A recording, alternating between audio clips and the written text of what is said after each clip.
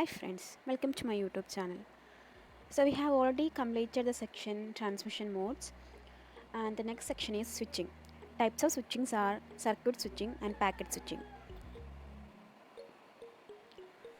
A network is a set of connected devices. When we have multiple devices, we have the problem of how to connect them to make one-to-one communication possible. So there is a problem when we are connecting two devices, how to connect that devices. So one solution is to make a point-to-point connection between each pair of devices, such as mesh topology, or between a central device and every other device, a star topology. So these methods, however, are impractical and wasteful when applied to a very large network. So there are types of topology: mesh topology, star topology, bus topology, etc. to connect between two devices or two and more devices.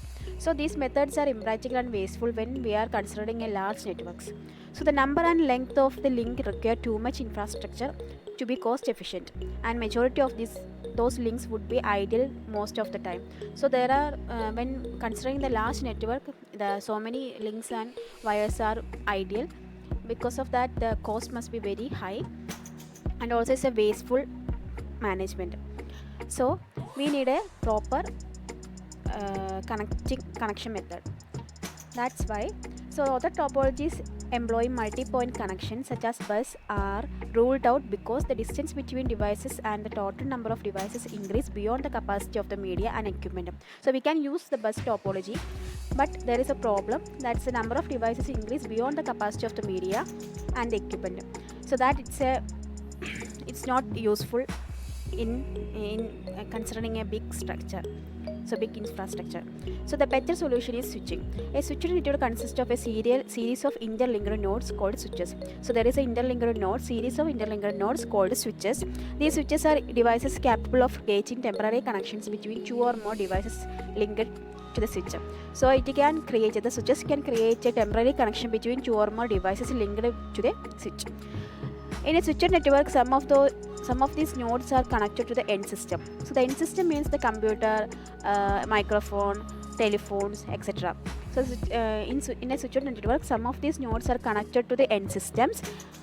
Others are used only for routing. So switches are used for two purposes. One is for connecting the end system, and others is for routing. So the end system means communication devices are labeled as, from the figure, the A, B, C, D, etc. are known as the end systems. That is communicating devices, and the switches are labeled as 1, 2, 3, 4, 5, etc. So each switch is connected traditionally. Three methods of switching have been important. So there is three methods of switching, such as circuit switching, packet switching, and message switching. So we have only two to study here: circuit switching and packet switching.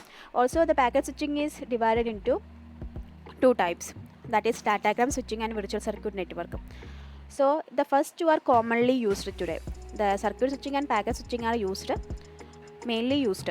So the third has been phased out in general communication, but still has networking application. So the message switching is mainly in the application layer, such as networking, to send a mail to someone. So that means the message switching are needed there. So this is all about the switching, and from the figure, it's a traditionally connected devices. So the ABCDs are called end systems, such as communication devices, and 1, 2, 3, 4, 5, 6 are switches. So there are mainly two types: circuit switching and packet switching. The message switching is not used today. Is using for mail transferring, etc.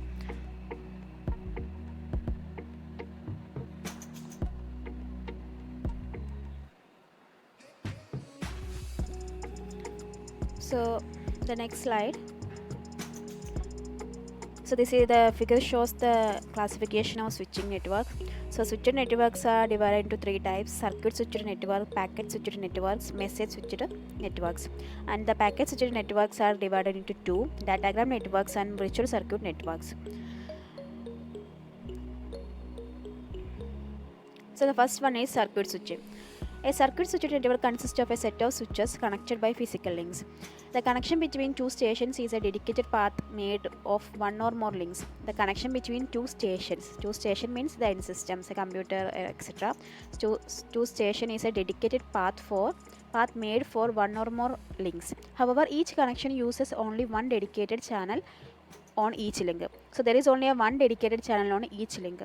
Each link is normally divided to n channel by using FDM or TDM. FDM means frequency division multiplex and TDM means time division multiplexing.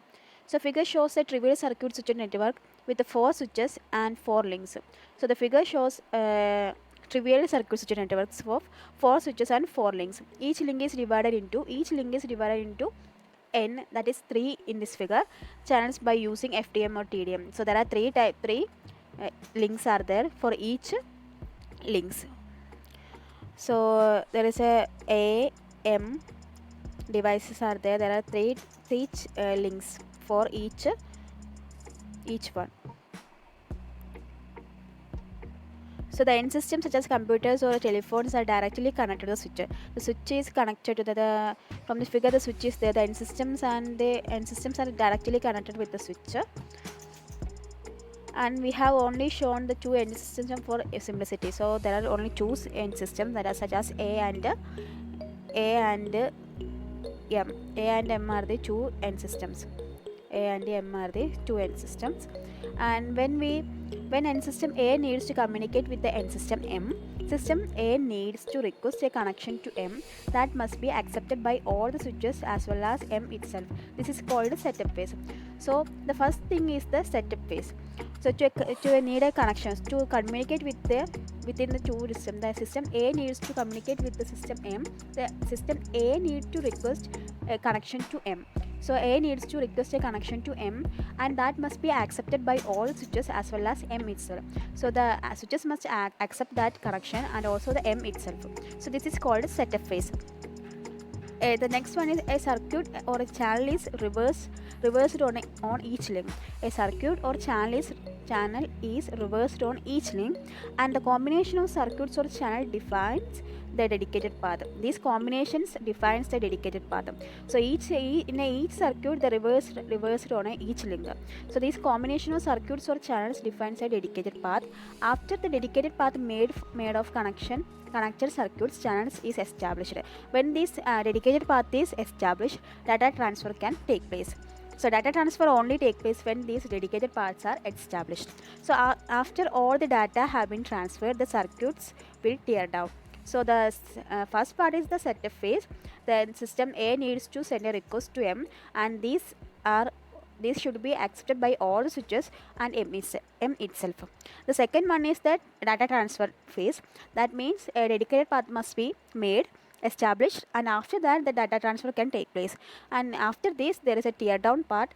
Tear down means that after all the data has been transferred, the circuit will tear down. The circuit switching take place at the physical layer. So you must take note that the physical layer, this will come after this section.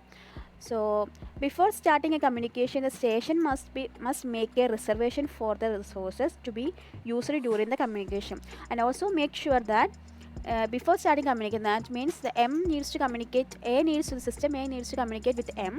So the system A needs to make a reservation for the resources. So A needs to make a reservation for the resources to be used during the communication.